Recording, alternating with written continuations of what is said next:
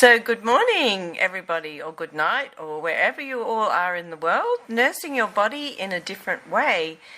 I have with me today the phenomenal, amazing Viv Adcott, and I'm going to ask Viv to talk about what she knows about allowance. And so enjoy, sit down, listen, and have some fun. So Viv, hi. Hi, Wendy. So allowance, because I know that you have so much awareness around allowance with your body. And and it's always a question that people ask, actually. They're like, so what is allowance? That's a great question. My body is such a gift. I think I spent a lot of my life fighting my body and trying to control it and make it do what I wanted it to do. And it got to a point in my life where it basically spat the dummy. My body went, no, I'm going to start showing you what you're doing to me. I would like you to become more conscious and more aware of how you're treating me. And long story short, I ended up having 2 bulging discs in my lower back, which basically pressed on the sciatic nerve, and I was bedbound for 5 weeks straight. So for me to even go to the toilet on my hands and knees was a massive deal. So I'm actually a very active person, so to spend 5 weeks flat on my back was a very humbling experience, and my body was having such fun with me, showing me where I was being controlling and not kind and uncaring and just so disconnected from how I was treating it. And I'd been treating my body badly probably for about 45 years, maybe a bit longer, until it got to the point where it just said, oh, I'm done with you beating me up and using this much force and dominance and making me do stuff I don't want to do. So it was a very life-changing, very humbling experience. So wow.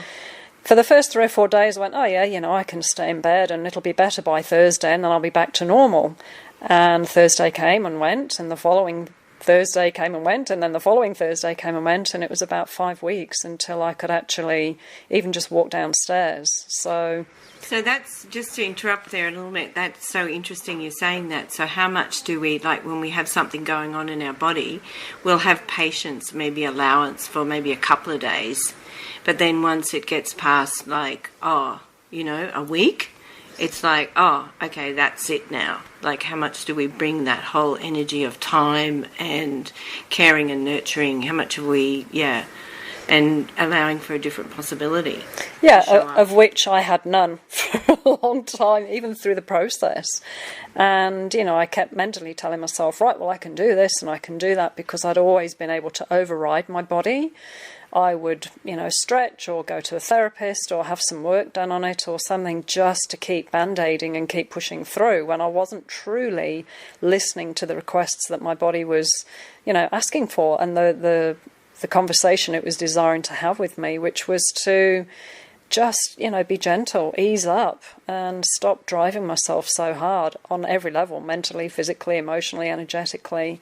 And this striving, this crazy striving that we get into where we pack our days full and, if we haven't achieved something by the end of the day, how much do we judge ourselves? And so for me, I was relentless with that. There was so much that I wanted to create and achieve and accomplish, and I just pushed and pushed and pushed and pushed and pushed. So when we talk about allowance, I think it got to the end of maybe the 2nd week where I just was so frustrated and so cranky. I was fighting more and more with my body rather than, okay, body, what's right about this that I'm not getting? What is it that you're showing me? What awareness are you contributing to me?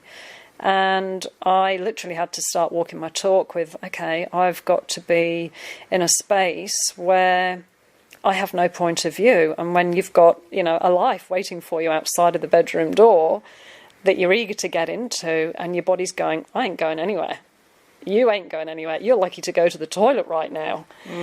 So the level of allowance, it was more a mental journey. I had to really get hold of the chatter, the squirrel mind that was just going crazy, until I got to a place where I could just have a sense of peace with my body and peace with where I'm at. And I had plenty of people looking after me. I didn't have to worry financially at that time. And really it was like, okay, well, if I need 4, 5, 6 weeks or whatever it is to really create a communion with my body and actually have a sense of space and peace, and knowing that my body is contributing to my consciousness expanding, then allowance was the thing. That was the key. Yeah, that's so cool. So say for somebody who is, going through something right now, who, is unable to, say, move at the moment due to discomfort, what would be, like, if we could just put, like, say, maybe 5 tips for them to allow them to receive a different possibility for them, for their body? Like, if we could just clarify that a little bit for them.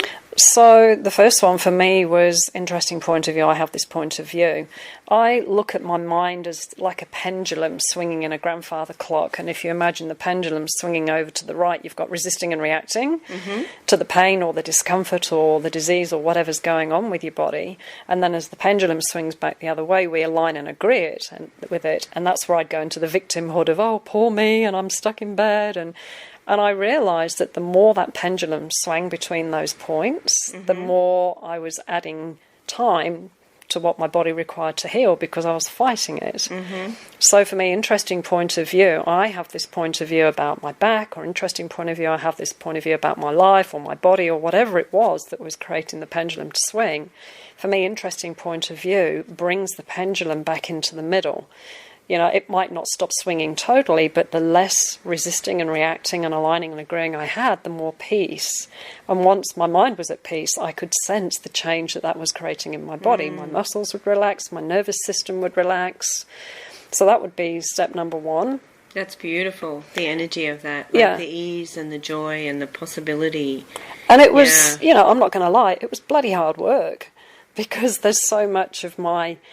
I wanted to be out in life, but I've got people waiting for me and my clients, and, I'd made everything else more valuable than my body's requirement to heal. So there was so many gifts on so many levels to actually start including me in my world and including my body and how I treated myself every day.